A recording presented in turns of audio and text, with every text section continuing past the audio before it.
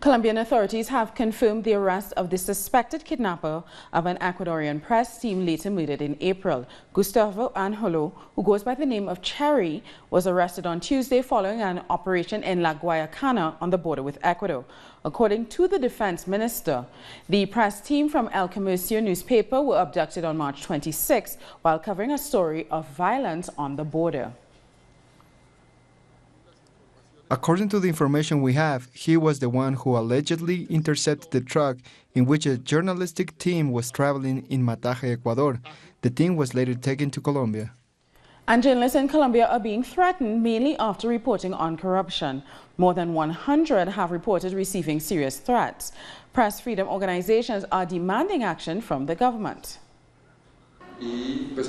Pedro Baca, director of the Organization for Freedom of Press, has rejected the threats against journalists in Colombia. The organization has been sounding alerts on the increase of threats against journalists. As of this year, 93 threats have been received. The Organization for Freedom of Press issued an alert last week over the considerable number of threats against journalists throughout the region. We know that journalists are the most vulnerable, and will believe that the government's answer is insufficient. The most visible accusations have been from Maria Jimena Duzan and Yolanda Ruiz on their Twitter accounts. The journalists who work in the regions of Colombia are the ones who are receiving the most threats, especially for the reports against corruption and illegal mining. What are the integral guarantees of being able to express themselves freely? Without that, implies a threat of retaliation. The Minister of Interior announced that the government is already taking measures to demand safety for journalists. We are not going to allow that in Colombia. The freedom of speech and the freedom of public opinion turns into an excuse to threaten and kill people. All this is taking place in the midst of threats against social leaders that, in spite of the precautionary measures from the Inter-American Court of Human Rights, have not received any guarantees from the national government. After we denounced the threats against us, the Inter-American Court of Human Rights has recently decided to grant preventive measures on our behalf. Social organizations have rejected all threats against journalists and of those leaders who are defending the construction of peace in Colombia. FARC leader Ivan Marquez said on Monday that he would not take his seat as a congressman on July 20th due to insurmountable reasons. He and 9 other FARC political figures were to be sworn in as senators on Friday, filling the 10 congressional seats guaranteed to the Revolutionary Alternative Force of the Commons Party as part of Colombia's agreement to end conflict and build peace. We all want to have the guarantees in order to swear in Congress. So does Ivan. A delegation will go to speak to him tomorrow. We're asking the international community for their support so that we can count on those guarantees.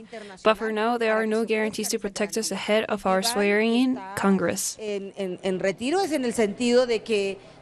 judicial debate has begun in Brazil to clarify whether it will be possible to register Lula's presidential candidacy on April 15th, despite him being in prison. Can a prisoner be a presidential candidate? What if he's a political prisoner? These were the questions asked between Brazilian legal experts.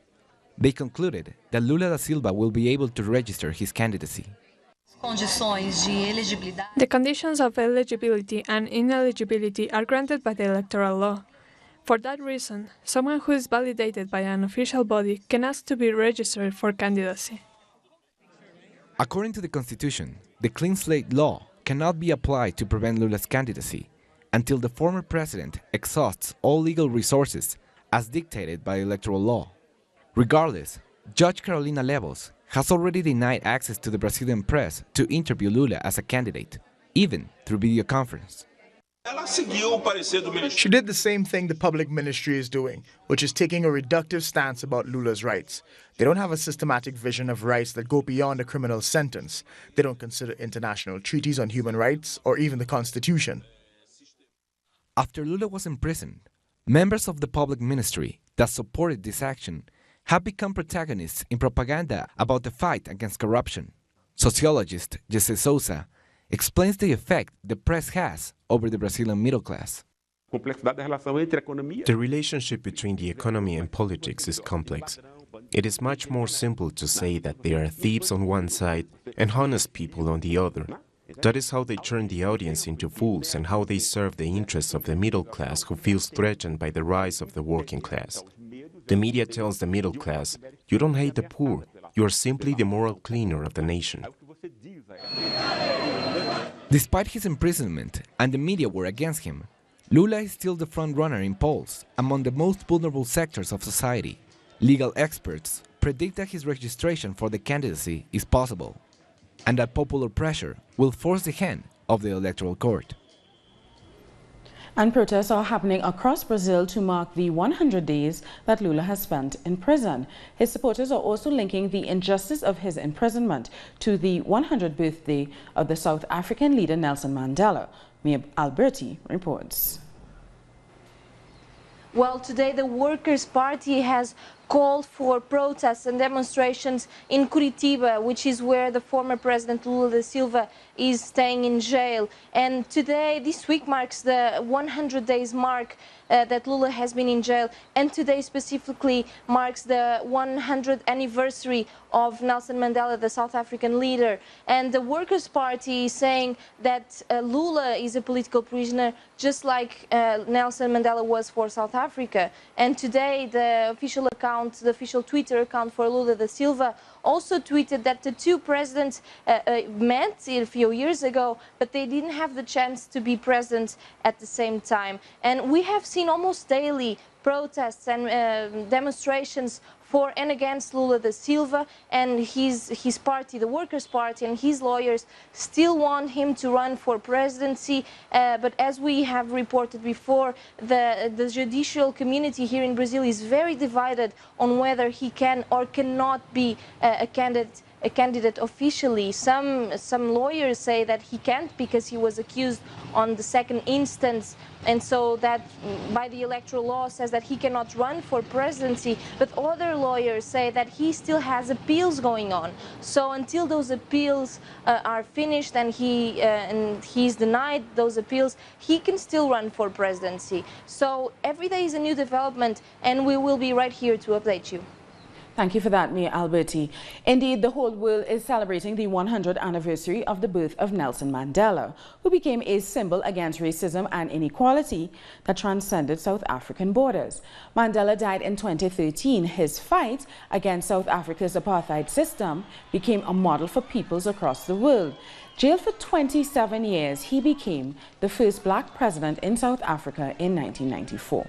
Different acts of homage are taking place across South Africa. The Elders, a group of leaders founded by Mandela, planted 100 trees representing 100 sparks of hope in Johannesburg. The Venezuelan president, Nicolas Maduro, is also celebrating Mandela's birthday. He tweeted in remembrance of the South African leader and his work to fight discrimination and racial segregation, saying that Mandela serves as a universal reference of equality and fairness throughout the world. And earlier I spoke to the CEO of the Nelson Mandela Museum in Mthatha, South Africa, Bonke Chulo, about his legacy, and he said Madiba was a man with such strong values, one could not help but to be inspired by him. He led his life through a particular set of principles, and that helped him to be able to understand different issues. If you continue talking about Madiba, remember, we talk about values which over the years shaped his life. He was an epitome of the South African struggle, but a man of peace. When he had an opportunity to revenge for the years he spent on Robben Island, he took a different position. He was a man of reconciliation, and that alone makes him above other great leaders of this world. To remember Madiba as a person, it would be to do exactly what he would have wanted, to say things he would have said, things that he did not say. When something is wrong, we tend to be shy, but Madiba would have said something about corruption, something about the state of affairs globally. He would have told Donald Trump to tone down. More news after the break, but first this report from our colleagues in multimedia.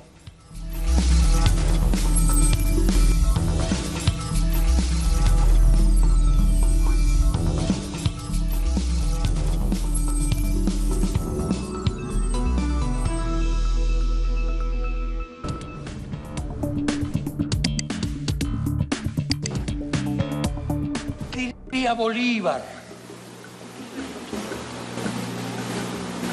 si le contaran o si estuviera viendo lo que somos hoy?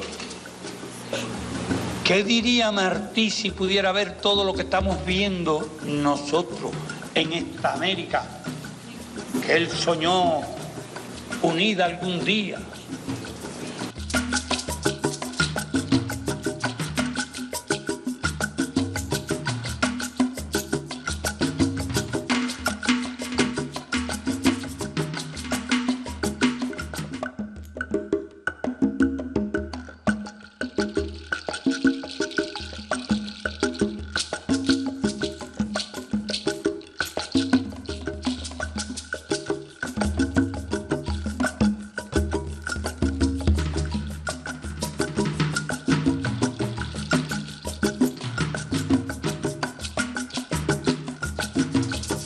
¿Qué menos podemos hacer nosotros y qué menos puede hacer la izquierda de América Latina que crear una conciencia en favor de la unidad?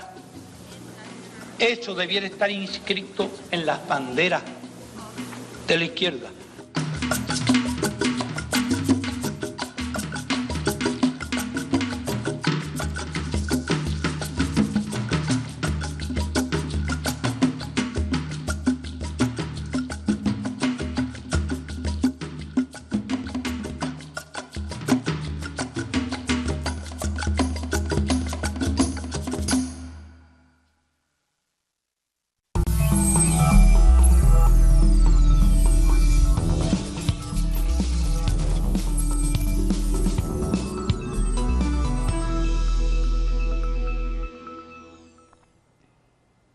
Welcome back.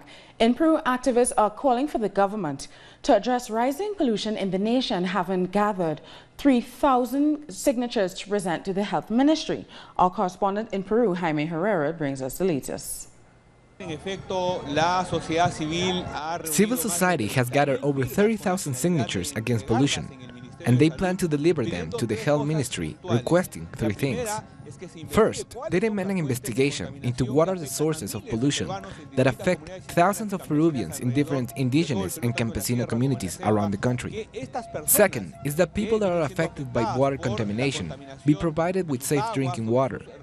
But the third and most important request is that these communities receive proper health care and a better quality of life, since the contamination has caused widespread health problems. Today, representatives from 9 communities from across the country are taking part in this request to the Health Ministry. But they are also holding cultural and artistic activities that showcase the suffering of their communities due to pollution. Still in Peru, the mining corporation MineQuest Peru has announced it is backing down from a contract on the Rainbow Mountain, one of the country's most important natural areas. In a statement, the corporation said it is relinquishing its rights to the 400-hectare area after strong community opposition to the project. Communities living near the Rainbow Mountain said they are happy with the news but remain on alert in case the government hands this project over to another corporation. Meanwhile, Peru announced the discovery of one of the biggest lithium fields in the world under more than 100 archaeological sites 5,000 years old in the southeast of the country. And according to environmental organizations, Peru has seen a spike in conflicts over the control of natural reserves. According to a study carried out by geographer Dionel Martinez, 10 natural reserves have either been surrendered or in the process of being handed over to mining companies. One of these reserves is the mountain of Osangate in the region of Cusco.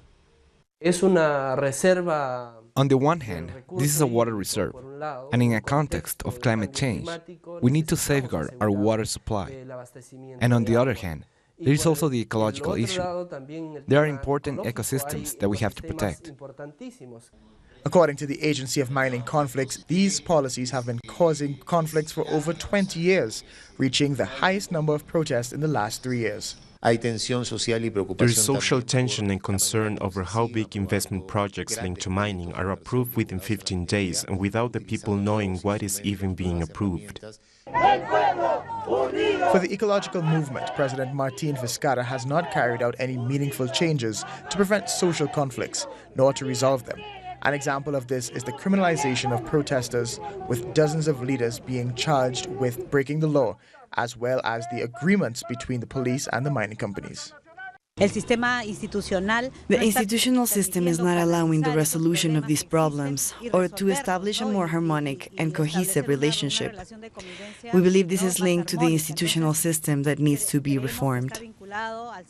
But according to the social and environmental organizations, the fundamental problem is the neoliberal system by which the mining activities are prioritized, even violating the rights of campesino and indigenous communities, affecting their natural and cultural resources. The Mexican charter company that owns the plane that crashed in Cuba in May says human error was the cause of the crash. But that's being disputed by the authorities. Demosh Airlines says a study of the data recorders showed the Boeing 737 had taken off too steeply. The Boeing 737 and its Mexican crew had been leased from Demosh by the Cuban state airline Cubana. However, the Cuban Commission created to investigate the accident responded by saying that a process of this magnitude requires the analysis of multiple factors which have not yet been concluded. They say any statement about the possible causes of the fatal accident is premature. 112 people were killed in the May 18th accident. Only one survived. And Laura Prada has more from Havana. Hello, yes, nice to greet you from Havana. Indeed, the investigation committee that is studying, investigating, analyzing all the information taken from the boxes of the airplane that crashed on the 18th of May, the Boeing 737 DMG 0972 that flew from Havana to Holguin.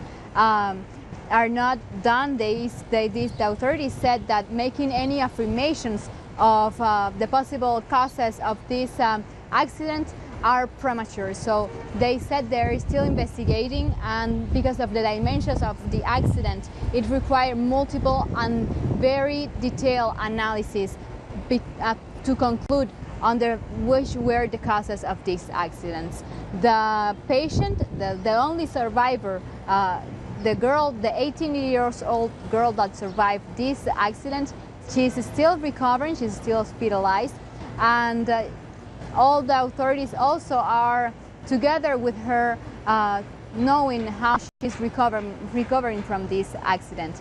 Remember that this past May 18th, the aircraft that flew from Havana to Holguin crashed when it was departing the Havana airport Jose Marti. So, and all of the passengers that were flying died except this girl, who is still recovering from the crash.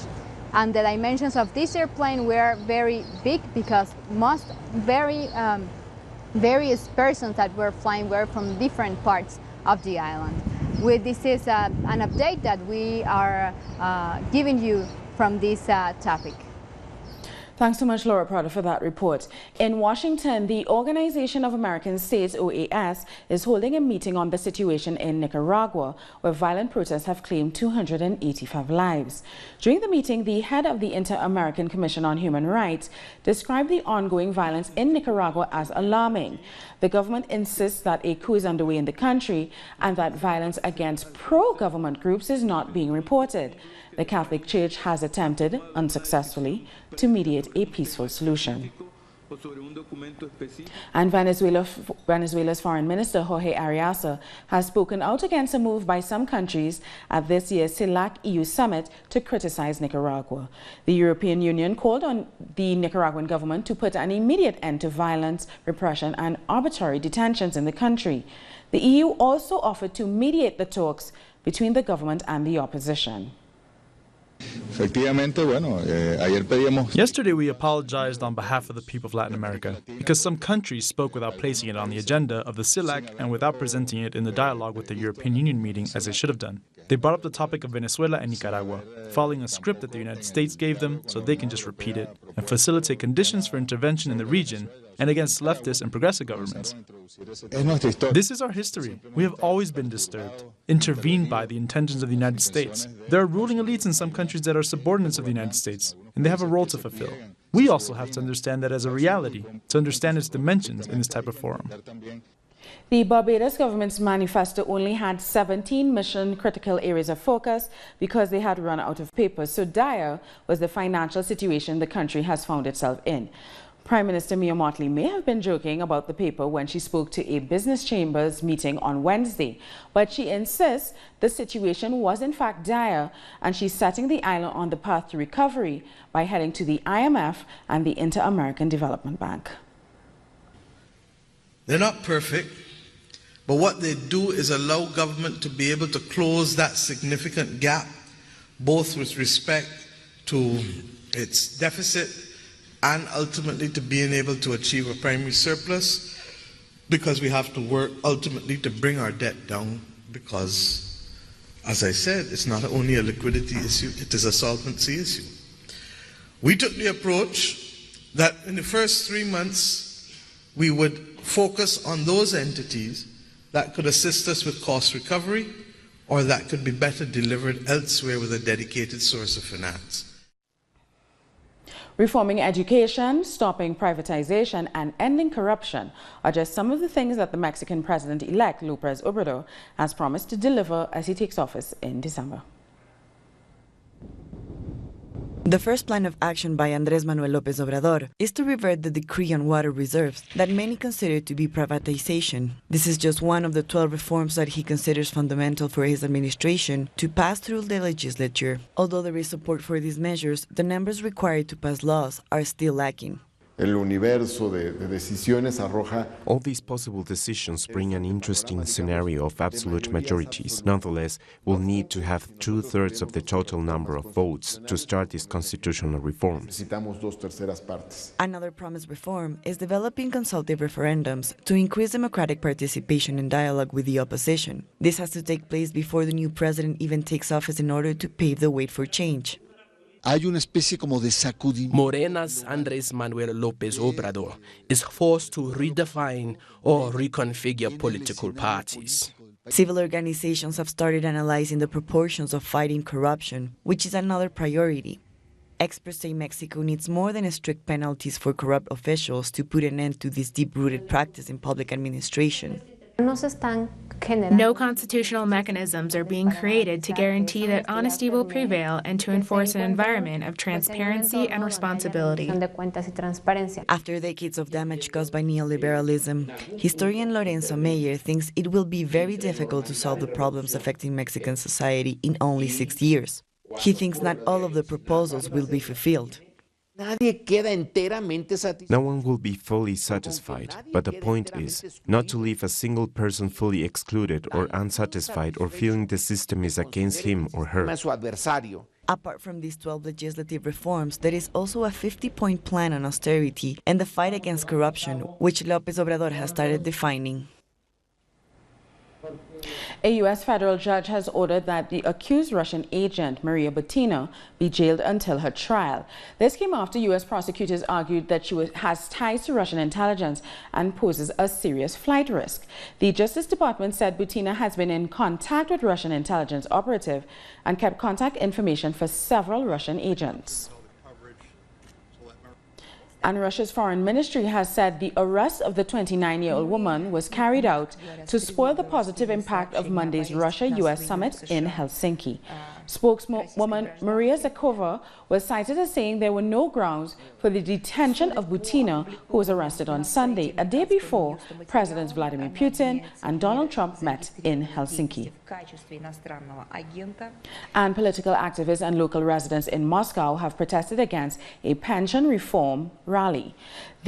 Protested against pension reform at a rally. The Russian government announced its plans last month to raise the retirement age for men from 60 to 65 and for women from 55 to 63.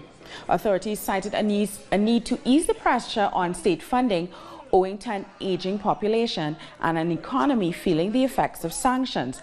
According to some public opinion polls, Putin's approval rating fell to 69% from 75% after the plans for the retirement age were announced. The march had been approved by the authorities and there were no reports of arrests. 8 men have been arrested in connection with Boko Haram's abduction of more than 200 schoolgirls from the remote town of Chibok in northeast Nigeria. The suspected members of the militant group were arrested in different locations in the neighboring northeastern states of Yobe and Borno. The mass abduction of the schoolgirls on April 14, 2014 caused widespread outrage and sparked a global campaign for their release. And we leave you with news that the Chilean army has helped to rescue a stranded whale on the island of Chilo. According to a statement, the animal was a sei whale, which is about 9.6 meters long and had superficial wounds on its tail and flippers. Along with many locals, the army helped the animal back into the sea during the afternoon. And that's how we're going to leave this news brief. For these and many other stories, you can find them on our website at telesiotv.net/English. But you also have the option of joining us on social media. We're on Facebook, Twitter, and Instagram. For Telesio English, I'm Suni Gray. Thank you so much for watching.